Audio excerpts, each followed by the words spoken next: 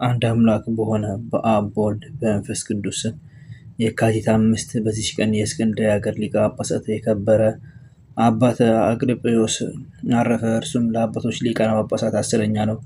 ይህም አባት እግዚአብሔርን የሚፈራ ንጹሕ ቅዱስ ነው። በእስክንድርያ ሀገርም ቄስ ሆኖ የሚያገለግል ነበር። ከእርሱ በፊት የነበረ ሊቀ ጳጳሳት አባ ከላዲያኖስ ባረፈ ጊዜ የእስክንድር ሀገር ሕዝቡና ኤጲስቆጶሳቱ መረጡት።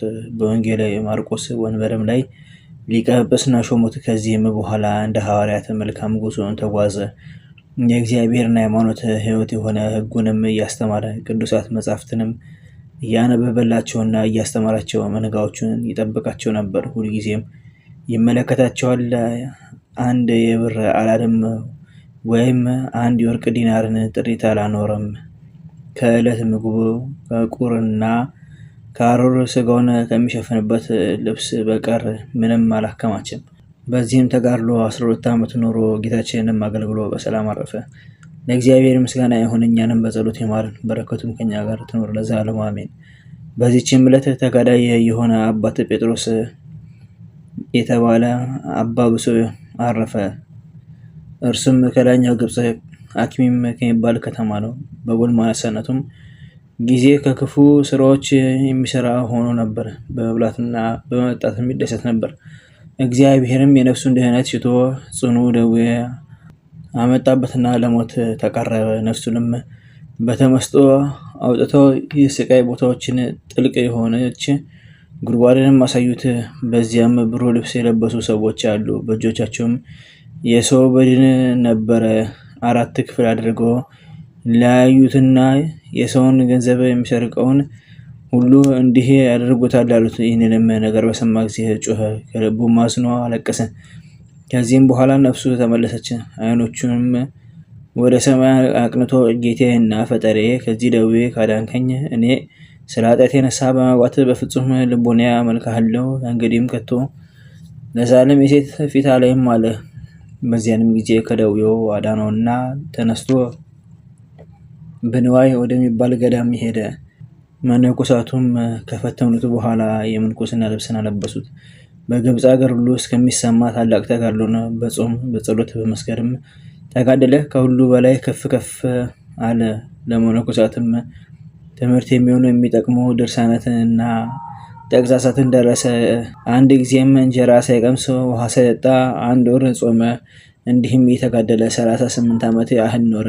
መላዋንም ሌሊት በጸሎትና በስግደት በመትጋት ቆሞ ያድራል። ሰዎችም የሚሰሩትን ሁሉ ጻድቅም ቢሆን ኃጢአተኛም በፊቱ ግልጥ ሆነ። ከዚህም በኋላ ጥቂት ታመመና በሰላም አረፈ። ለእግዚአብሔር ምስጋና ይሁን፣ እኛንም በጸሎት ይማረን፣ በረከቱም ከኛ ጋር ትኖር ለዘላለሙ አሜን።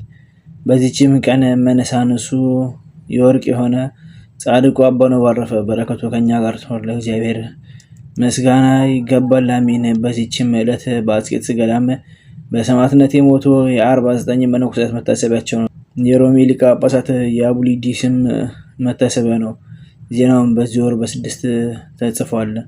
ደግሞ የቡላ የአሞኒ የእብሎይ እናት የአብያ መታሰቢያቸው ነው። በረከታቸውም ከኛ ጋር ትኖር ለእግዚአብሔር ምስጋና ይሁን አሜን። በዚህችም ቀን አስቀድሞ ራሱን ለኃጢአት አስገዝቶ የነበረ ጽኑ ተጋዳይ አባ አብሎ ያረፈ። ይህም የበጎች አርቢ ራሱን ለሰይጣን በማስገዛት ከኃጢአት ስራ ምንም የቀረው የለም። ያመነዝራል፣ ይሰርቃል፣ ይቀማል፣ ይገድላል። በዚህም የሰይጣን ስራ እየፈጸመ 40 ዓመት ኖረ። በአንዲትም ዕለት ከቀን እኩሌታ ከበጎቹ ጋር በዱር ውስጥ ሳለ እነሆ የመውለጃዋ ጊዜ ደረሰ። ያረገዘች ሴትን አየ። ሰይጣንም በልቡ ክፉ ሀሳብን ጨመረ። እንዲህም አለ፣ የተረፈችኝ ኃጢአት አንዲት አለች። እርሷም ያረገዘች ሴት ሆዷን ሰንጥቄ በእናቱ ሆድ ሕፃኑን የሚተኛበትን አይ ዘንድ ነው። ያን ጊዜም ተወርውሮ ሄደ። በራሷ ጠጉር ይዞ ከምድር ላይ ጣላት። ሾተልም አንስቶ ሆዷን ሰነጠቀ። ሕፃኑንም በማኅፀኗ ውስጥ እንዴት ሆኖ እንደተኛ አየው። እርሷም በጻር ተጨንቃ አስቀድማ ሞተች። ሕፃኑ ግን በጻር የተሰቃየ ብዙ ቆይቶ ሞተ። በጋርቢውም የሰራውን ይህን ታላቅ ኃጢአት ተመልክቶ ደነገጠ፣ እጅግም አዘነ። መራራ ለቅሶንም በማልቀስ ታላቅ ኃጢአትን ሰርቻለሁና ወዮልኝ አለ። በዚያንም ጊዜ በጎቹን እንደተበተኑ ትቶ በእጁ በትሩን ብቻ ይዞ ወደ አስኬጥስ ገዳም እስከሚደርስ እያለቀሰ ተጓዘ። ወደ አረጋውያን መነኮሳትም አልገባም። ከእርሳቸው 10 ምዕራፍ ያለ ርቆ ወደ በረሃ ውስጥ ገባ እንጂ በቤት ውስጥም አያድርም ነበር። ከሐዋርያት ጋር የሚኖር ሆነ እንጂ ከእጽዋትም ፍሬ በየጥቂቱ ይመገብ ነበር። ከእንባ ጋርም እየጮኸ አቤቱ በደልኩ፣ ክፉ ስራንም ሰራው፣ ይቅር በለኝ፣ እኔ ኃጢአተኛ የሆንክ ክፉ ባሪያ ነኝና፣ አንተም ቸር አምላክ ይቅር ባይ አባት ነህና፣ የማይበድል ባሪያ የማይምር ጌታ የለምና ይቅር በለኝ። እንዲህም እየተጋደለ 40 ዓመት ኖረ። ከሌሊት ቁር ከቀን ፀሐይ ሐሩርና ትኩሳቱ የተነሳ ስጋው ደርቆ ጠቁሮ፣ ከዚህም በኋላ እንዲህ የሚለውን ቃል ሰማ። ስለ ሴቲቱ ደም ጌታዬ ይቅር ብሎሃል፣ ጽና፣ በርታ። ይህንም ያለው እንዳይታክት እና ዳግመኛ በኃጢአት ውስጥ እንዳይወድቅ ነው። ይህንንም በሰማ ጊዜ ከ3 ቀን ብቻ በቀር ያቺን ዓመት እስኪፈጸም መሪር ለቅሶን እያለቀሰ ተጋድሎን ጨመረ። እነሆ የእግዚአብሔር መልአክ ከእርሱ 15 ምዕራፍ ያህል ርቆ የሚገኝ ከቶ ሰውን ሳያይ በዚያች በረሃ 70 ዓመት የኖረውን አንዱን ገዳማዊ አንተ ካለህበት ቦታ ወደ ውጭ ሂድ፣ ሽማግሌ ሰው ታገኛለህ፣ ኃጢአቱን ካመነልህ አጽናናው፣ ኃጢአትህ ሁሉ ስለ ሕፃኑም መገደል ተሰርዮልሃል በለው በማለት አዘዘው። በዚያንም ጊዜ ያ ገዳማዊ ሄዶ አገኘው። እርስ በርሳቸውም ሰላምታ ተሰጣጡ። እርሱ ብሎይ ግን ያለማቋረጥ ያለቅስ ነበር። ገዳማዊም የሰራኸውን ንገረኝ፣ በምን ምክንያትስ ወደዚህ ወጣህ አለው። እርሱም ሁሉን ነገረው። ያረገዘችዋንም ሴት ሆዷን እንደሰነጠቀ ነገረው። ገዳማዊውም ኃጢአት ሁሉ ተሰርዮልሃል፣ አባቴ ሆይ ደስ ይበልህ፣ ነገ የእግዚአብሔር መልአክ ወደ አንተ መጥቶ የክርስቶስን ስጋና ደም ያቀብልሃል አለው። የቀዳሚት ሰንበት ዕለትም በነጋ ጊዜ ከቶ እንደርሱ ሆኖ የማያውቅ ጣፋጭ ሽታ ሸተተ። አባ ብሎይም ገዳማዊውን አባቴ ሆይ ከፍርሃት የተነሳ ነፍሴ ከስጋዋ ልትለይ ደረሰች አለው። ይህንንም ባለ ጊዜ በመነኮስ አምሳል አጠገቡ ቆሞ መልአኩን አየው።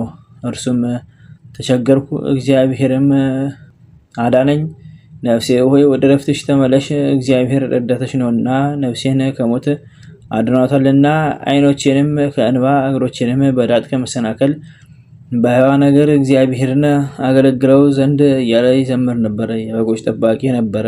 አባ ብሎይም ይህን ነገር በሰማ ጊዜ በምድር ላይ ወድቆ እንደ በድን ሆነ። መልአኩም በሰው አምሳል እጁን ዘርግቶ አነሳው። ልቡም ጸንቶ በመልአክ እጅ ከሰማይ የወረደለትን ስጋውና ደሙን ተቀበለ። መልአኩም ወደ ሰማይ አረገ። አባ ብሎይም ቁርባኑን በተቀበለ ጊዜ ሰውነቱ ሁሉ እንደ በረድ ጻዳ፣ እንደ ፋናም ብሩህ ሆነ። በዚያችም ዕለት ሁለቱም ደስ እያላቸው እግዚአብሔርን እያመሰገኑ እስከ ማታው አሉ። ብሎይ ግን የቀድሞ ጸሎቱን አላቋረጠም። እንዲህም እያለ እኔ ክፉ ባሪያ በየ7ቱ 70 ጊዜ በደልኩ፣ ቸር ጌታ ሆይ መሐሪ አባት ሆይ ይቅር በለኝ፣ የማይበድል ባሪያ የማይምር ጌታ የለምና። በዚችም ዕለት እስከ ሌሊቱ እኩሌታ እግዚአብሔርን እያመሰገኑ አደሩ። እርሷም እሑድ ናት። በዚያችም ጊዜ ከፊተኛው የሚበልጥ የሽቱ መዓዛ ሸተተ።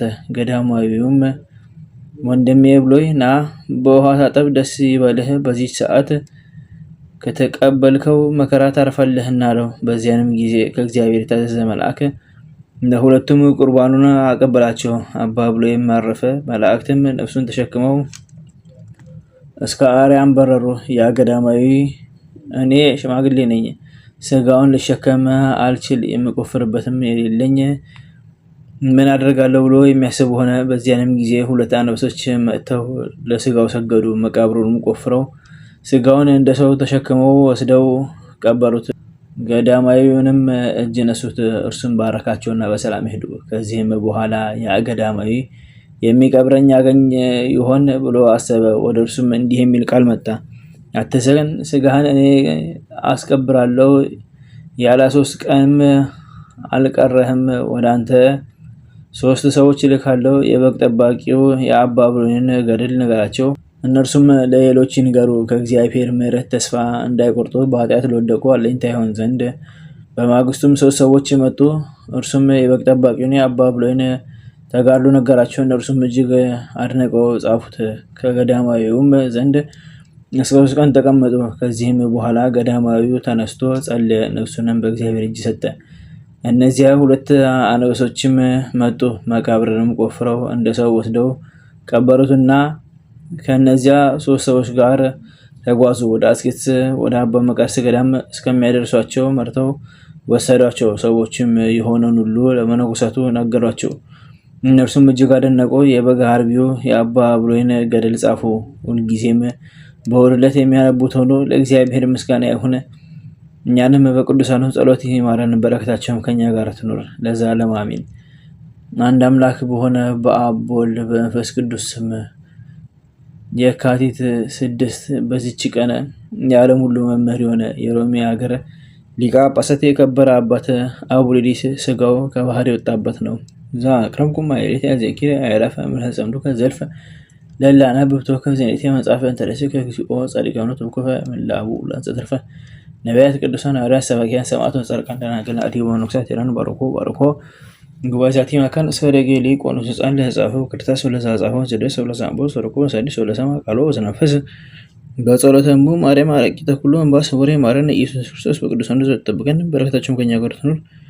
ወአምላክነ በከመ ትከ ወአኮ በከመ አቡነ ዘበሰማያት